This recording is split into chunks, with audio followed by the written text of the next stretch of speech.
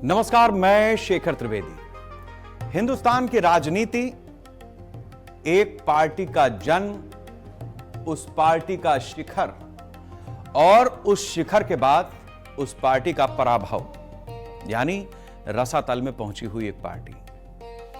यह सब कुछ पिछले 20-25 साल में हुआ और जो मौजूदा पीढ़ी है उसके सामने हुआ। भारतीय लोकतंत्र की सबसे बड़ी खूबसूरती यही है कि हम और आप अपना एक वोट देने की ताकत रखते हैं और उस एक वोट से तय हो जाता है कि हमारा देश, हमारा प्रदेश, वहां पर कौन सरकार चलाएगा। और राजनीति सारे दलों की इसी बात पर घूमती है कि चाहे वो शेखर हो, चाहे आप हो, चाहे शर्मा जी हो, वर्मा जी हो, हैदर अली हो, भट्टाचार्य साहब हो, वो उस पार्टी से अपने आप को जोड़ सकें, दरअसल जिससे वो पार्टी अपनी राजनीति को, अपने विचार को, अपनी विचारधारा को, अपने विकास को, अपने काम को सामने रखना चाहती है, आगे बढ़ाना चाहती है और उससे हमारा देश, प्रदेश आगे बढ़ेगा।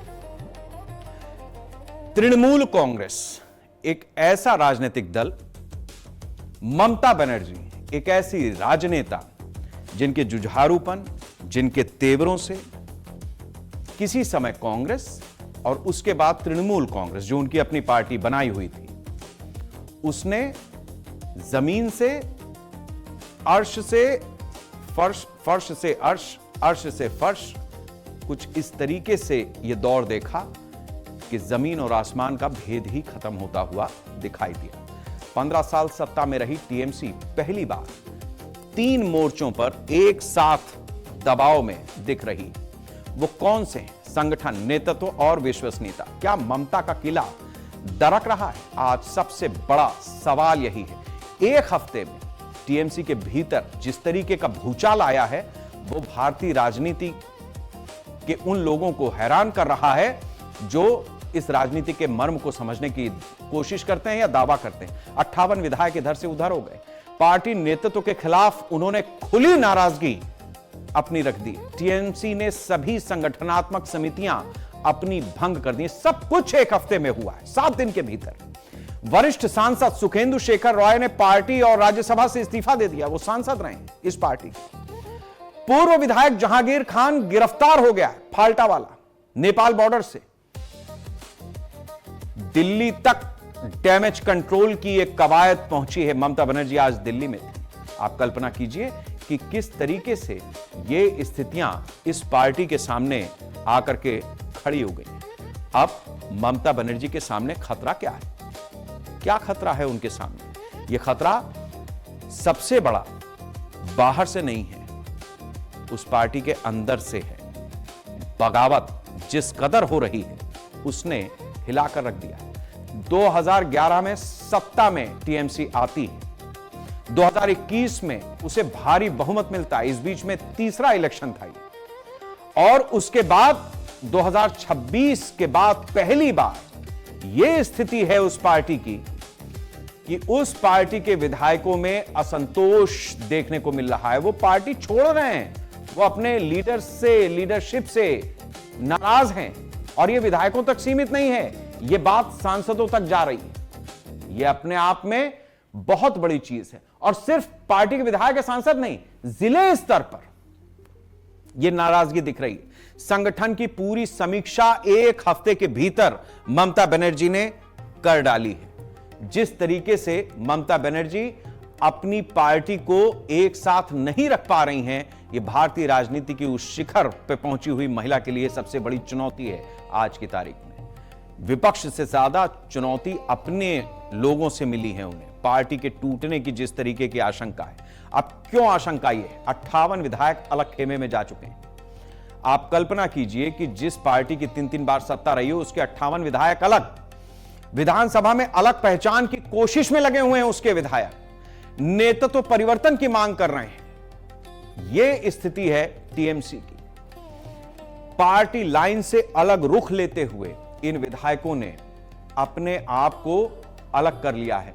राजनीतिक महत्व अपना दर्शाना चाहते हैं। पार्टी टूटने की आशंका इसीलिए है क्योंकि जो विधायक चुनकर आए हैं, अगर इतने बड़े पैमाने पर असंतोष कायम रहा तो टीएमसी के इतिहास में यह सबसे बड़ी टूट होगी, आंतरिक विद्रोह होगा। जो स्थितियां इस समय टीएमसी के भीतर दिखाई दे रही हैं, स्क्रीन पर आप देखते चलें, यह बड़ा आंतरिक विद्रोह किस रूप में टीएमसी को कहां ले जाकर के खड़ा करेगा, यह अपने आप में ममता बनर्जी के सामने बहुत बड़ा सवाल है। अब सवाल यह उठता है कि ऐसा क्या हुआ कि पूरी पार्टी ही भंग करनी पड़ी। ममता का सबसे बड़ा संगठनात्मक फैसला सामने आ गया। आखिर ऐसी स्थिति क्यों बनी? टीएमसी ने राज्य कमेटी को भंग किया। ममता ने सबसे बड़े संगठनात्मक फैसले जो लिए हाल फिलहाल में, जिला कमेटियां, सब कुछ 7 दिन के भीतर जिला कमेटियां उन्होंने अपनी नए सिरे से तैयार करने की बात कही। इसके साथ साथ ब्लॉक संरचना को भी बदलने की बात कही। इसके अलावा जिस तरीके से फ्रंटल संगठन है, जो गली गली बैठते हैं, उनमें भी बदलाव की स्थितियां ममता बनर्जी ने देखी और उन सब कमेटियों को उन्होंने भंग कर दिया। यह संगठनात्मक फैसला बहुत बड़ा है क्योंकि जिस चीज को उन्होंने 15 साल तक सींचा उसको अचानक भंग करना, इसका मतलब क्या हुआ? क्या पार्टी ये मान रही है कि जिस तरीके से स्थितियां बनी हैं उसमें पुराना संगठन चुनावी हार और असंतोष को संभालने में विफल रहा है? पुराना संगठन, सरकार नहीं। राजनीतिक संदेश है ये कि रीसेट मोड में टीएमसी आ चुकी है। रीसेट का बटन दबाते हैं ना आप, वही रीसेट का बटन इस समय टीएमसी के भीतर दबा हुआ है। ममता बनर्जी ने दबाया है अपने संगठन को लेकर। अब विधायकों का इस्तीफा जब हुआ तब हुआ था, सवाल यह उठा कि सुखेंदु शेखर राय जो तृणमूल कांग्रेस के सांसद थे, उन्होंने इस्तीफा क्यों दिया? अब यह भी समझिए कि सुखेंदु शेखर सिर्फ एक सांसद नहीं है, टीएमसी के पुराने रणनीतिकार रहे हैं सुखेंदु शेखर राय। इसके साथ साथ ममता के भरोसेमंद चेहरों में सुखेंदु की गिनती होती रही। वो आदमी इस्तीफा दे रहा है राज्यसभा में भी और ईमेल करके ममता बनर्जी को। संसद में पार्टी की प्रमुख आवाज रहे हैं सुखेंदु शेखर। इसका असर क्या होगा अब यह भी समझ लीजिए। जिस तरीके से इस्तीफा हुआ है वो पार्टी की एकता पर सवाल उठा रहा है। पार्टी की एकता पर यह सवाल उठ रहा है। दिल्ली में टीएमसी की ताकत, जो उसके सांसद थे, उसको झटका लगा है। दूसरे नाराज नेताओं को भी यह संदेश देने की कोशिश है कि अगर नाराज हो तो अलग हो जाओ। बगावत संसद तक पहुंच गई है। और सिर्फ इतनी ही बात नहीं है, मैं आपको 2 तस्वीरें भी दिखाऊंगा। वो तस्वीरें हमारे साथी स्क्रीन पर लेकर के आए जो आज भारतीय राजनीति में सबसे बड़ी तस्वीरों के रूप में देखी जा रही हैं। ये 2 तस्वीरें ममता बनर्जी के लिए किसी झटके से कम नहीं थी। एक तस्वीर में उनको एक हाथ मिला है और दूसरी तस्वीर में उनके सारे हाथ कटे हुए दिखाई दे रहे हैं। जो पहली तस्वीर हमने आपको दिखाई वो तस्वीर सोनिया गांधी के साथ में है, ममता बनर्जी की, जब इंडी ब्लॉक के गठबंधन की बैठक में ममता बनर्जी पहुंची। इंडी गठबंधन से ममता बनर्जी अपना दुराव ही रखती थी क्योंकि लीडरशिप को लेकर के लगातार बातें होती थी और जब सोनिया गांधी से मिली तो गले लगी।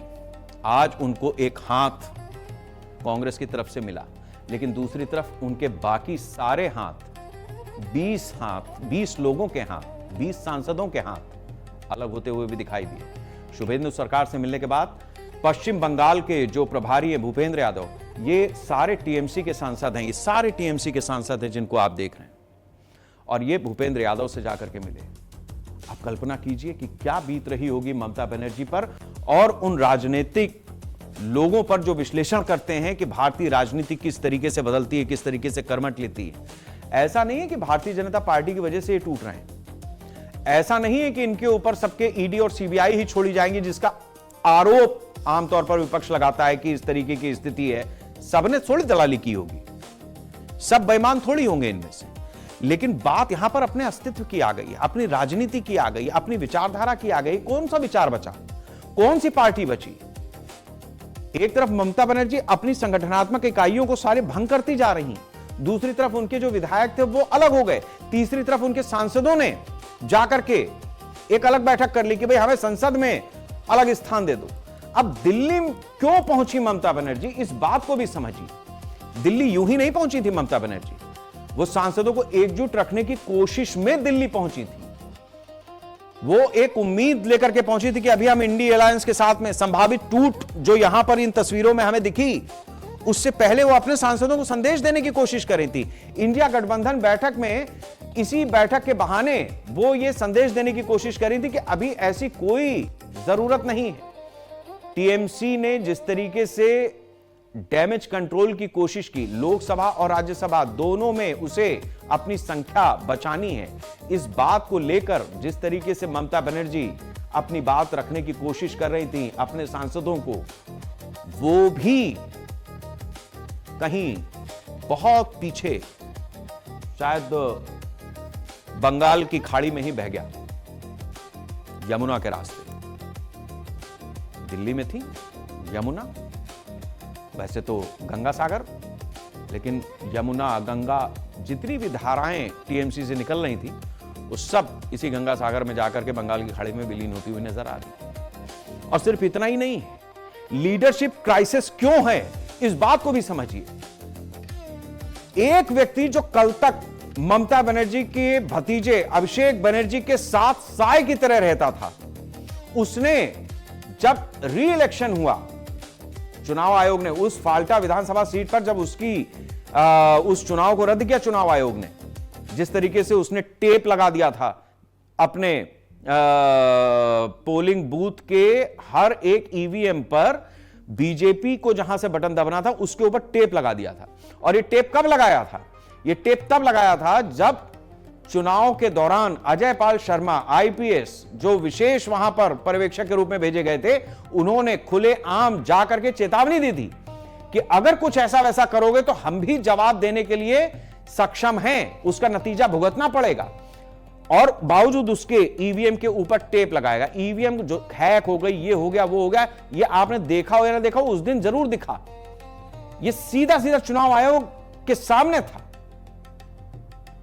वोट नहीं देने देना। अब जब री इलेक्शन हुआ उसके बाद से जहांगीर ये कहते हुए कि भाई जब इन्होंने हमारे फाल्टा विधानसभा को कहा है कि शुभेंदु सरकार बहुत अच्छी इसकी उन्नति कर देंगे, मैं अपना नाम वापस ले लूं। टेक्निकली उस दिन भी उसका नाम चुनाव उस ईवीएम पर था, वो चुनाव में था, कैंडिडेट था, 48 घंटे पहले उसने बयान दिया था, लेकिन वहीं से वो गायब भी हो गया, भूमिगत था, पकड़ा गया। जहांगीर खान की गिरफ्तारी हुई और कहां? नेपाल बॉर्डर पे परिवार के साथ छिपा बैठा था। टीएमसी का पूर्व विधायक है जहांगीर खान, और एक छत्र साम्राज्य इसका चलता था। हालिया चुनाव का सबसे चर्चित चेहरा जहांगीर खान गिरफ्तार हो गया, और पश्चिम बंगाल की पुलिस ने इसको, एसआईटी ने वहीं की गिरफ्तार किया, नेपाल सीमा के पास से। किसी और पुलिस का काम नहीं है। जहांगीर खान पर आरोप दर्जनों हैं, बहुत सारे किस्से ऐसे हैं जिनके कहीं लिखा पड़ी ही नहीं है, लेकिन उससे आगे उगाही समेत गंभीर आरोपों की जांच इसके ऊपर हो रही। चुनाव में जिस तरीके की इसने अराजकता फैलाने की कोशिश की है उस पर भी जांच है। विपक्ष का हमला है कि यही टीएमसी मॉडल, यही विपक्ष ने कहा कि ये टीएमसी का बचाव किस तरीके से टीएमसी कर रही है कि अब कानून पर हमें भरोसा है। और तब कहां था जब तुम्हारी सरकार थी भाई? तो कानून नाम की कोई चीज नहीं थी, कानून था ही नहीं। अगर इस तरीके से सरकारें चलती हैं तो अब जब गर्दन पकड़ी गई है तो काहे के कानून? और फिर आपको कल्पना से रोंगटे खड़े हो जाएंगे। जिस तरीके की खबरें आ रही हैं उसमें यह कहा जा रहा है कि अगर कोई बच्ची किसी घर में बड़ी हो गई या किसी बच्चे की शादी हुई, बहू आई किसी घर में, तो स्थिति यह होती थी कि टीएमसी के जो क्लब हैं वहां से फरमान आ जाता था कि पहले इसको यहां भेज दो।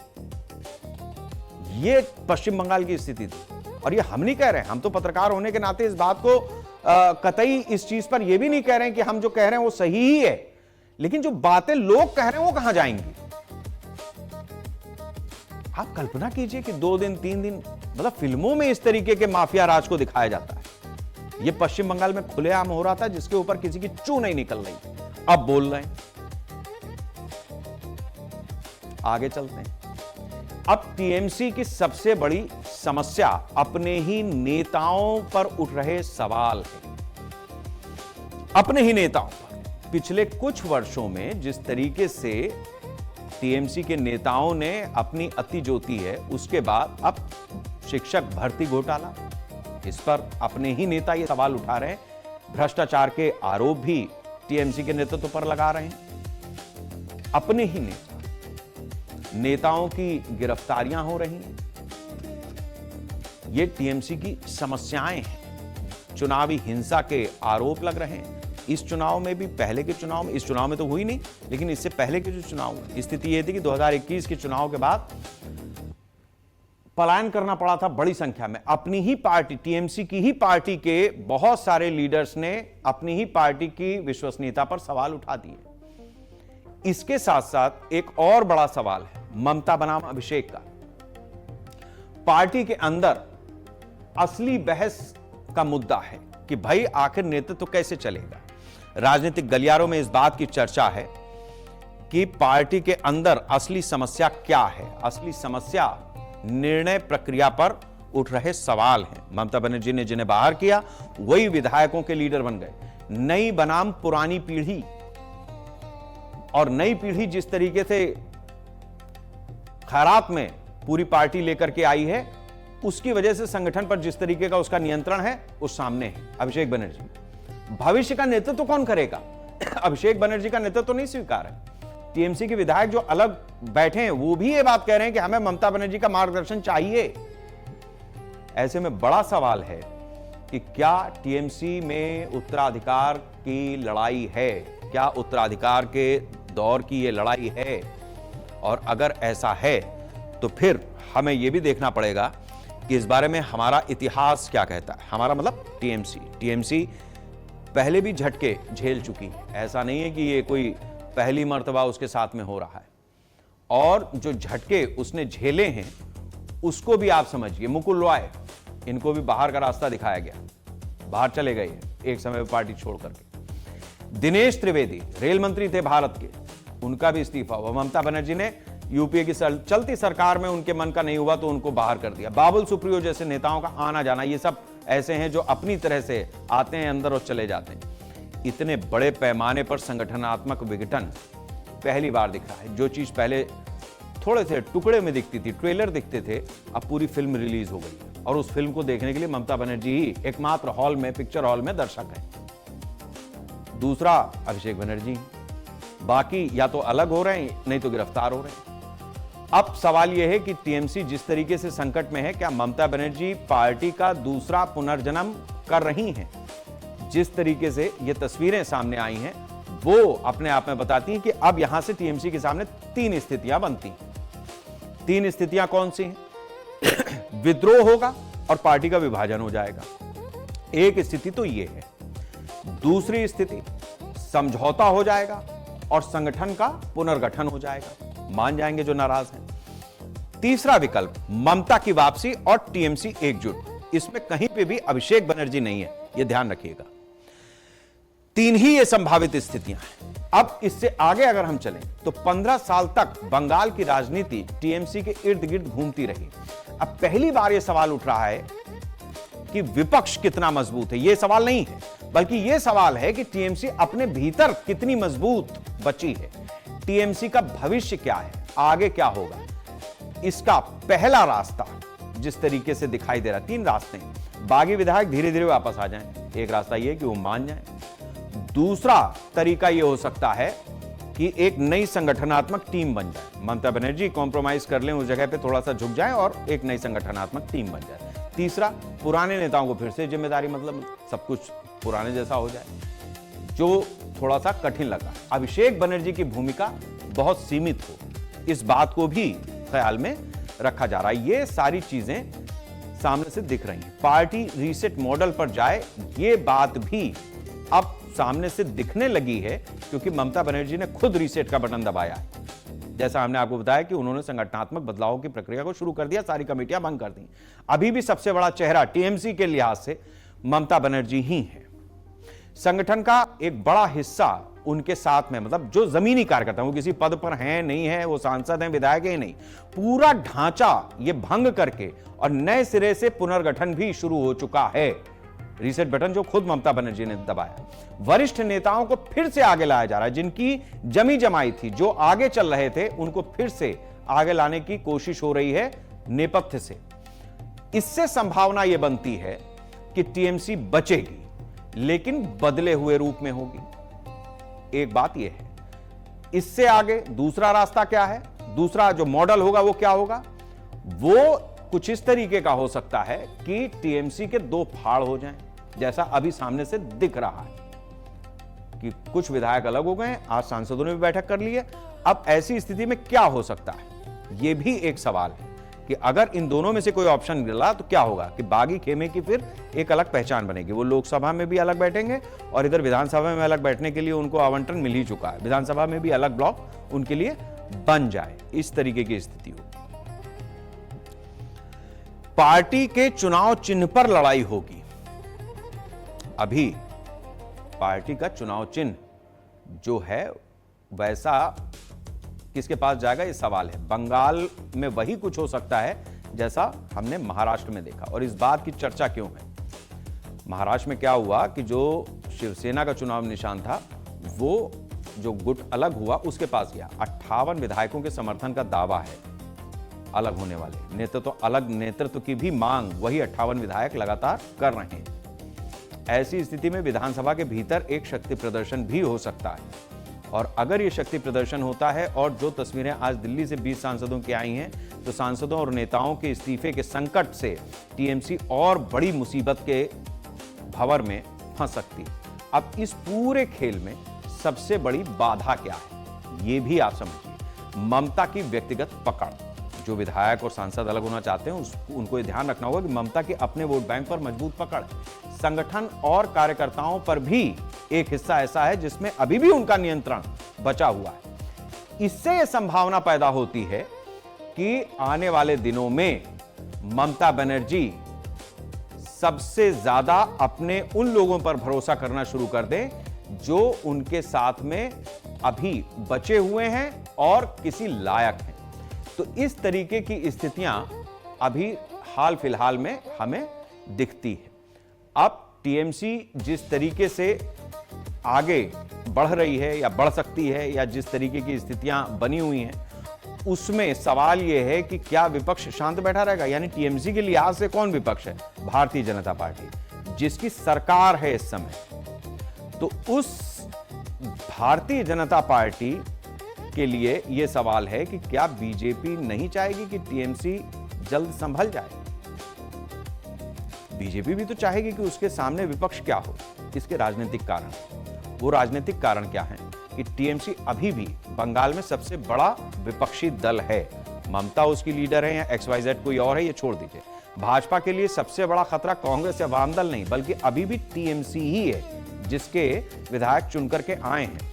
अगर ममता बनर्जी फिर से संगठन खड़ा कर लेती हैं, तो बीजेपी के लिए यहां से आगे आने वाले समय में 2029 में एक बड़ी चुनौती आएगी। लोकसभा चुनाव में 42 सांसदों का जो ये पश्चिम बंगाल है, वहां से बीजेपी क्लीन स्वीप चाह रही है या मैक्सिमम चाह रही है। इस तरीके से उसकी स्वाभाविक जो स्थितियां हैं उसमें परिवर्तन आ सकता है। बीजेपी का लक्ष्य है कि विपक्ष कमजोर रहे लेकिन खत्म ना हो। टीएमसी में अभी भी पश्चिम बंगाल में अभी भी टीएमसी बड़ा दल है। अब सवाल यह है कि क्या बीजेपी टीएमसी में टूट को बढ़ावा दे सकती है राजनीतिक तौर पर। जो हो रहा है, क्या बीजेपी उसका समर्थन करेगी? राजनीतिक तौर पर बीजेपी टीएमसी के असंतुष्ट नेताओं को राजनीतिक स्पेस दे सकती है।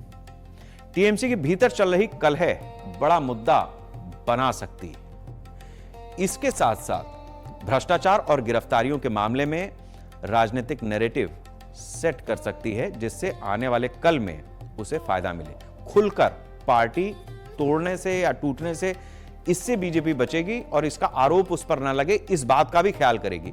कमजोर टीएमसी भारतीय जनता पार्टी के लिए फायदे का सौदा होगा, जिस पर बीजेपी ने अपनी निगाहें लगा रखी हैं। अब बीजेपी का असली मॉडल क्या हो सकता है, यह भी समझिए। केवल ऐसा नहीं कि ममता बनर्जी, जो सामने है उसकी रणनीति क्या होगी वो भी हमें समझना होगा।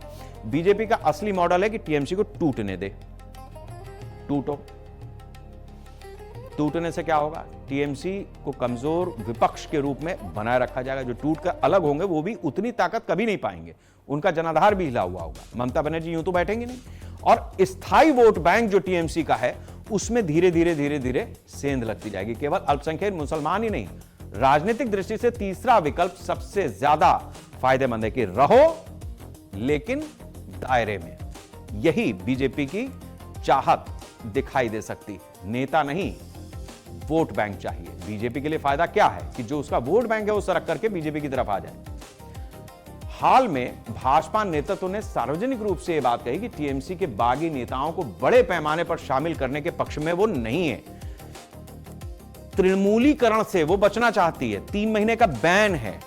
इसका मतलब यह है कि भाजपा केवल नेताओं को आयात करने के बजाय टीएमसी के सामाजिक आधार को अपने पक्ष में स्थायी रूप से खींचना चाहती, ताकि आने वाले कल में उसके सामने ये बात ना रहे कि भारतीय जनता पार्टी एक ऐसी पार्टी है जो सत्ता में आती है तो वो टूट फूट करती है। अच्छा, बंगाल में बीजेपी को जरूरत भी नहीं है क्योंकि उसके पास अपनी तरह से फुल फ्लेजेड मेजॉरिटी है, वो आराम से 5 साल सत्ता चलाएगी। लेकिन ममता बनर्जी के नेतृत्व की वजह से, ममता बनर्जी का जो पार्टी का संगठनात्मक ढांचा था, अभिषेक बनर्जी जो भाई भतीजावाद वहां पर चल रहा था, उन सारी स्थितियों को देखते हुए इसके साथ साथ अपनी दुकान बचाने की एक अपना स्वार्थ भी होता है। जो सांसद और विधायक चुन करके आए वो ये थोड़ी चाहेंगे कि हम जेल चले जाएं, तो वो ये होगा कि साहब वो गलत कर रहे थे, हम उधर थे तो हमारी मजबूरी थी, अभी देखो हम शांत हैं, अगर कुछ गड़बड़ किया भी है तो आप बताओ, कानूनी प्रक्रिया चलाओ,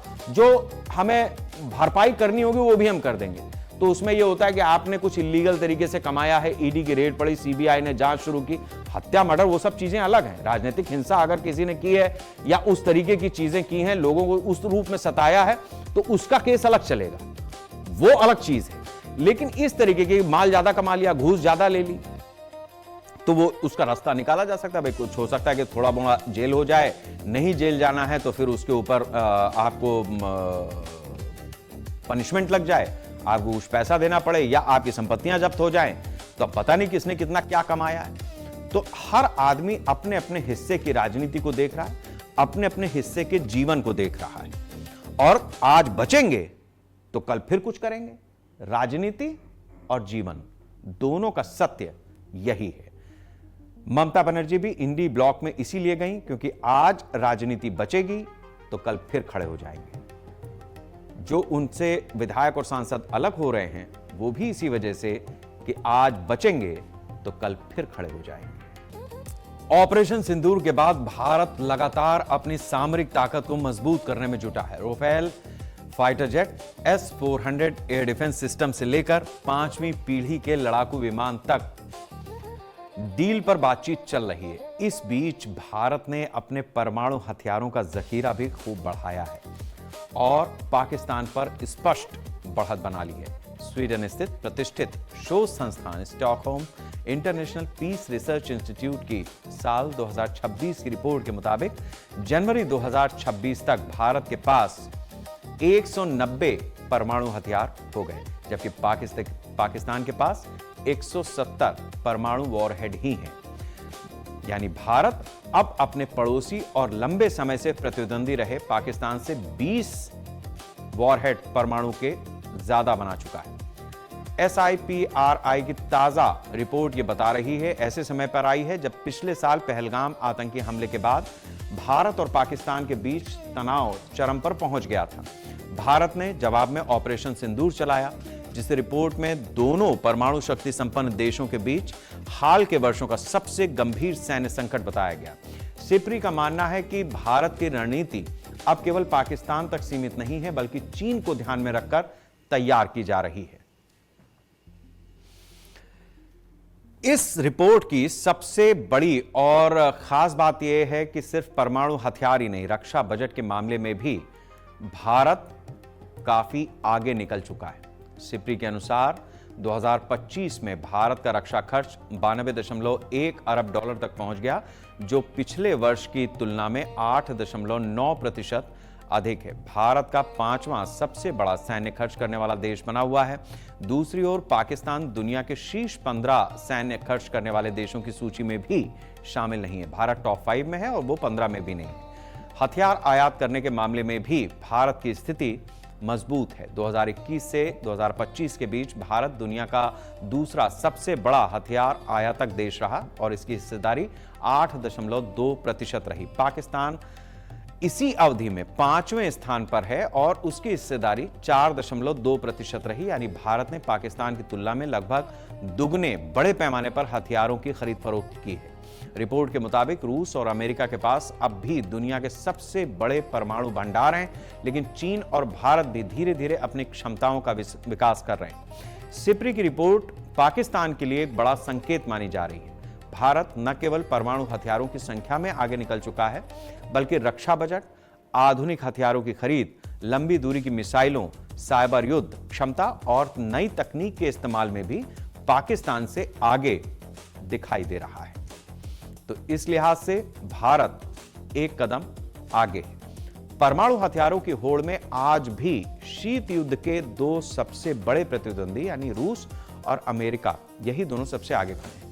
वैश्विक स्तर पर इन दोनों देशों का दबदबा है। हम इस बात को भी आपको ग्राफिक्स के जरिए समझाते हैं कि किसके पास कितने परमाणु हथियार हैं। इसमें रूस के पास 5,580 परमाणु बम हैं। अमेरिका के पास 5,044 परमाणु बम हैं। तो ये अपने आप में एक ऐसी स्थिति है जो बताती है कि कहां हजारों। इसके बाद चीन पे आई है, तो चीन के पास 600 परमाणु बम है। फ्रांस के पास 290 परमाणु बम है और भारत ने अपनी संख्या 190 तक पहुंचाई है। ब्रिटेन के पास भी 225 परमाणु बम है। इन परमाणु हथियारों के सहारे ये अपने अपने दबदबे को बनाए रखना चाहते हैं, बढ़ाए रखना चाहते हैं, या दुनिया इन देशों से जो डरती है, या आप कहिए कि इन देशों ने अपना दुनिया पर जो दबदबा बनाया है, तो वो यही है कि हम परमाणु बम छोड़ देंगे। छोड़ा कहाँ गया? हाइड्रोजन बॉम्ब था जिसे अमेरिका ने ही हिरोशिमा और नागासाकी पर छोड़ा था द्वितीय विश्व युद्ध के दौरान, और उस समय से लेकर के आज तक जापान उसका परिणाम भुगत रहा है। पीढ़ियां बर्बाद हो गई। तो इतना हथियार दुनिया भर में परमाणु जखीरा जमा जरूर है, लेकिन जिस तरीके से उसका इस्तेमाल होना है वो भी अपने आप में एक बड़ा सवाल है। दुनिया में सबसे अधिक रक्षा बजट अमेरिका का है, जो सालाना 954 अरब डॉलर खर्च करता है। इसके बाद चीन 26 लाख करोड़ रुपए खर्च करता है। भारत दुनिया का चौथा सबसे बड़ा सैन्य खर्च वाला देश है। रूस 12.5 लाख करोड़ रुपया अपने रक्षा बजट पर खर्च करता है। भारत का रक्षा बजट 7.84 लाख करोड़ रुपए का है। तो ये अपने आप में बताता है कि किस तरीके से कौन सा देश अपनी सुरक्षा को लेकर कितना खर्च कर रहा है। 6.2 करोड़ रुपया ब्रिटेन और जापान 4.7 लाख करोड़ रुपया अपनी सुरक्षा पर, अपने रक्षा बजट पर खर्च करता है। फ्रांस का रक्षा बजट 4.6 लाख करोड़ है। अब पाकिस्तान के रक्षा बजट को अगर हम देखें तो ये 2.5 लाख करोड़ रुपया। अमेरिका का रक्षा बजट जैसा हमने आपको बताया कि 80 लाख, इस लिहाज से उसके पास हथियारों का जखीरा भी, इसीलिए वो अपने आप को सुपर पावर कहता भी है। अब भारत अपने रक्षा बजट और हथियारों को तेजी से विकसित कर रहा है। इसके पीछे एक वजह नहीं है, कई वजह हैं। ये भी हम आपको बताते हैं कि आखिर भारत तेजी से हथियारों के विकास में क्यों लगा है। चीन के साथ जो सीमा तनाव है उसकी वजह से भारत के सामने चुनौती है कि वो अपने हथियारों की संख्या बढ़ाए। पाकिस्तान और चीन का गठबंधन भी भारत के लिए एक बड़ी समस्या है। आत्मनिर्भरता और मेक इन इंडिया के तहत बड़े पैमाने पर भारत में हथियार बन रहे हैं। हमने हथियारों की मैन्युफैक्चरिंग शुरू की है। भारत अब दुनिया के 85 से अधिक देशों को हथियार और सैन्य उपकरण बेच भी रहा है। हथियारों की जो इंडस्ट्री है वहां अपना रुख बढ़ रहा है। चीन के साथ सीमा तनाव की वजह से हमारे देश में हथियारों को बढ़ाने का हम पर काफी दबाव रहा है, खासतौर से न्यूक्लियर, क्योंकि उसके पास जिस तरीके से 600 वॉरहेड हैं, हमारे पास उसकी तुलना में अभी कम है। लेकिन क्या भारत परमाणु युद्ध चाहता है? शायद नहीं। अगर युद्ध हुआ तो भारत के पास 190 परमाणु बम है। और अब हम हथियारों की तुलना करें पाकिस्तान से, जो कि पीछे, पाकिस्तान के पास 170 न्यूक्लियर वॉरहेड है। सेना प्रमुख भी कह चुके हैं कि अगर युद्ध हुआ तो इतिहास से पाकिस्तान का नामो निशान मिट जाएगा। भारत के पास करीब 51 लाख सैनिक हैं। पाकिस्तान के पास 17 लाख के आसपास सैनिकों की संख्या है। इस लिहाज से जो भारत और पाकिस्तान एक दूसरे को आंख तरेरते हैं, भारत के पास 3151 टैंक है, पाकिस्तान के पास 1839 टैंक मौजूद है। अब भारत के पास जो नौसैनिक संसाधन है वो 293 के आसपास है।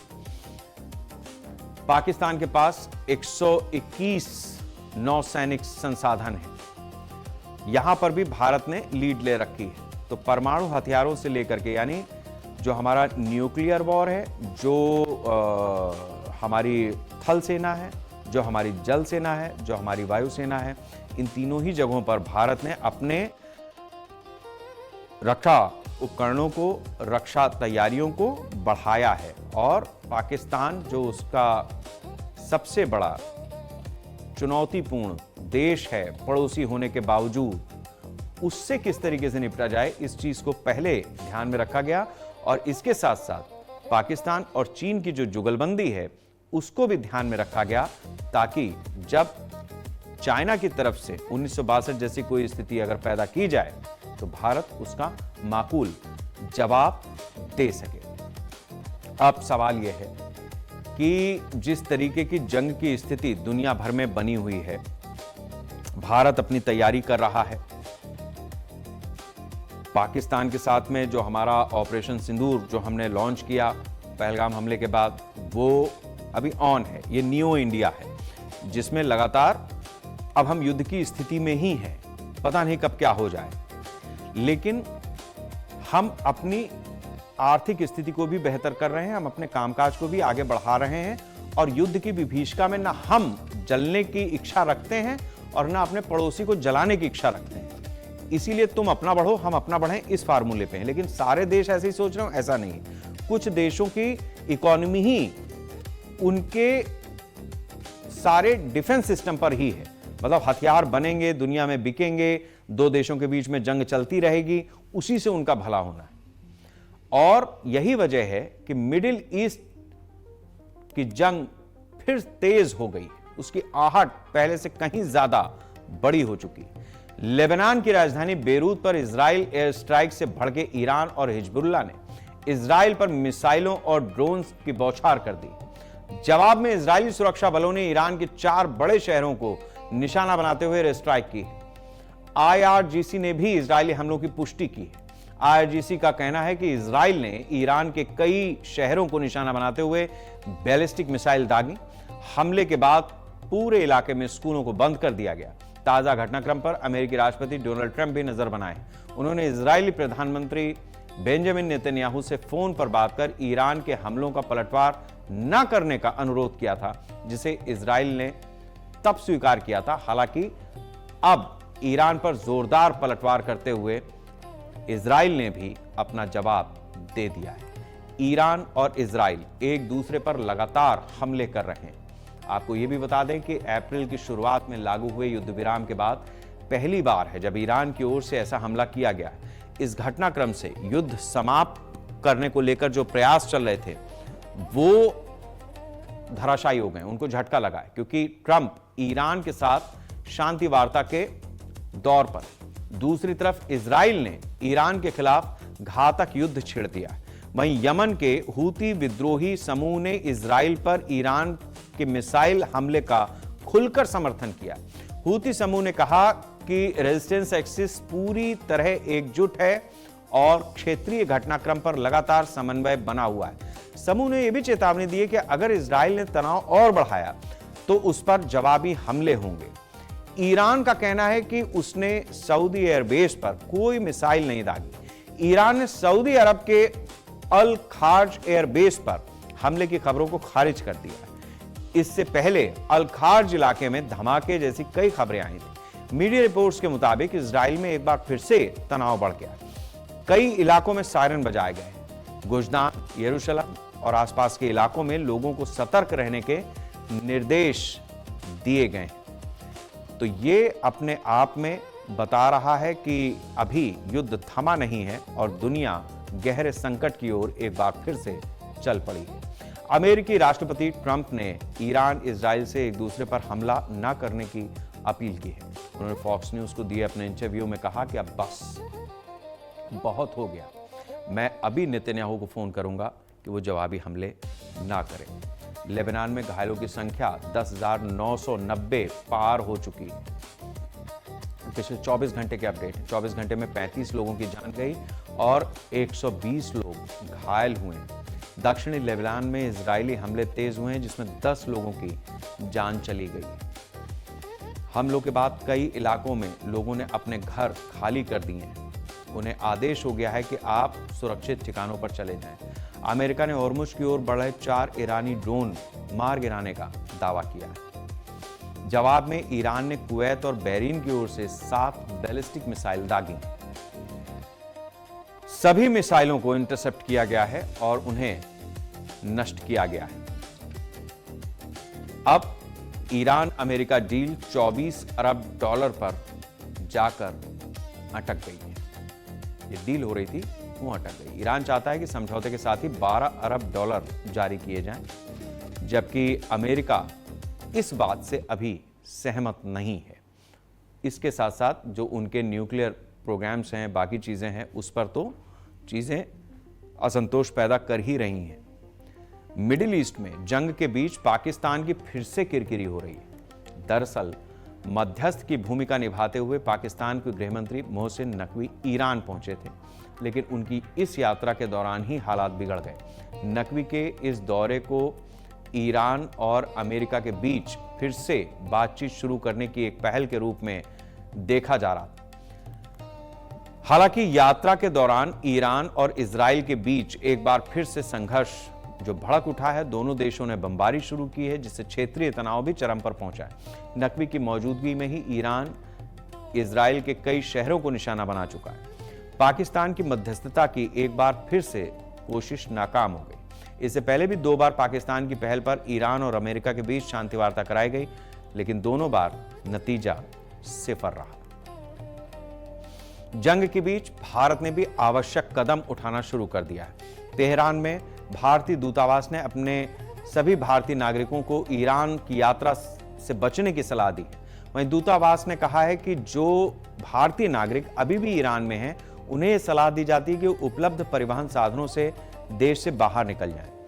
ईरानी मीडिया की खबरों के मुताबिक तेहरान के मेहराबाद इंटरनेशनल एयरपोर्ट और पश्चिमी ईरान के केरमानशाह इंटरनेशनल एयरपोर्ट ने अगली सूचना तक सभी उड़ानें रद्द कर दी हैं। ये घोषणाएं इजराइल द्वारा तेहरान के साथ इस्फहान और तबरीज को निशाना बनाकर किए गए हमलों के बाद आई है।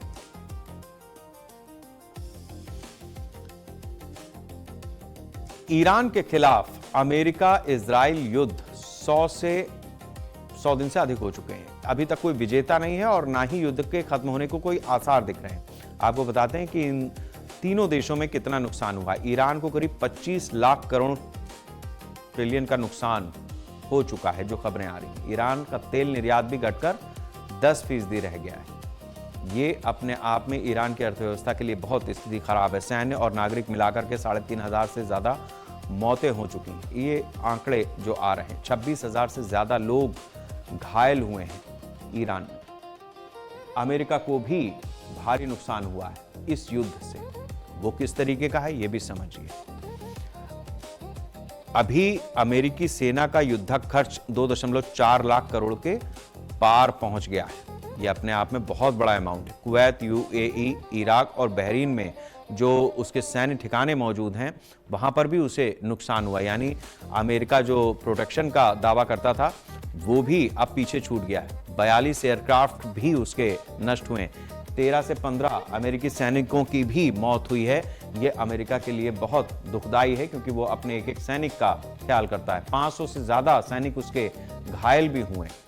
तो इस लिहाज से करीबन 96,000 करोड़ रुपए का इजराइल को नुकसान हुआ है इस पूरे युद्ध में इजराइल में लगभग 61 लोगों की जान जा चुकी, ऐसे आंकड़े आ रहे हैं। हालांकि 7,700 से ज्यादा लोग घायल हुए हैं। ऐसे देशों में आमतौर पर आंकड़े आते नहीं हैं कि एक्चुअल फिगर क्या है, लेकिन जो स्थितियां बनी होती हैं उससे एक अंदाजा लग जाता है कि वहां पर किस तरीके का नुकसान हुआ होगा। मिडिल ईस्ट में जंग का भारत पर बड़ा असर पड़ा है। देश की अर्थव्यवस्था, ऊर्जा सुरक्षा और विदेश नीति पर इसका सीधा और गहरा असर देखने को मिल रहा है। भारत अपनी रणनीतिक स्वायत्तता बनाए रखने की कोशिश कर रहा है, लेकिन वैश्विक आपूर्ति श्रृंखला टूटी है, इसलिए चुनौतियां भी घरेलू मोर्चे पर बढ़ी हैं। एलपीजी और गैस की किल्लत बढ़ गई है, दामों में भी बढ़ोतरी देखने को मिल रही है। जंग अगर और लंबी चली तो भारत में उर्वरकों की भी कमी हो सकती है, जिससे खेती पर प्रभाव पड़ेगा और सरकारी सब्सिडी का बोझ बढ़ेगा।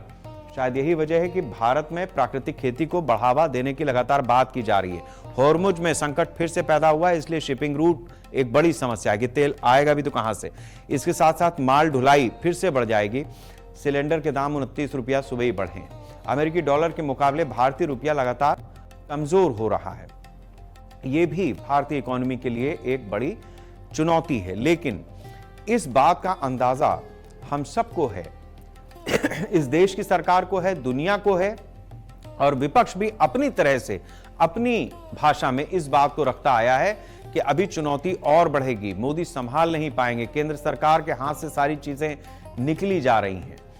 तो जिस तरीके की स्थितियां हैं उसमें जरूरी यह है कि हम और आप अपने अपने स्तर से अपने इस देश के लिए और अपने लिए भी, क्योंकि यह देश हम ही लोगों से बना है, कुछ चिंता और कुछ चिंतन जरूर करें। चिंता इस बात की करें कि हम अपनी जरूरतों को किस तरीके से ऐसे आपत्ति काल में, विपत्ति काल में सीमित कर सकते हैं, और चिंतन इस बात का भी करें कि अगर हमारे देश की इकोनॉमी को हमें स्थायी रूप से बनाए रखना है, आगे बढ़ाना है, उसमें एक स्थिरता के साथ में, देश के साथ में, दुनिया के साथ में अपनी कंपिटिटिव लेवल को, अपने प्रतिस्पर्धात्मक रुख को हमें बनाए रखना है, तो उसके लिए हमें किस तरीके की चीजों की आवश्यकता है। हम फर्टिलाइजर्स का इस्तेमाल कम करके अपनी खेती कर सकते हैं क्या, यह भी अपने आप में एक बड़ा सवाल है। जैविक और प्राकृतिक खेती हमारे देश में पिछले कई सालों से सरकार इस बात को प्रोत्साहन भी देती आ रही है। उन सारी स्कीम्स को अगर हम स्टडी करते हैं, उन सारी बातों को हम अपने साथ में जोड़ते हैं, तो शायद इन चीजों से हमें प्रभाव कम पड़ेगा। ऐसा नहीं कि प्रभाव खत्म हो जाएगा या नहीं पड़ेगा, पड़ेगा।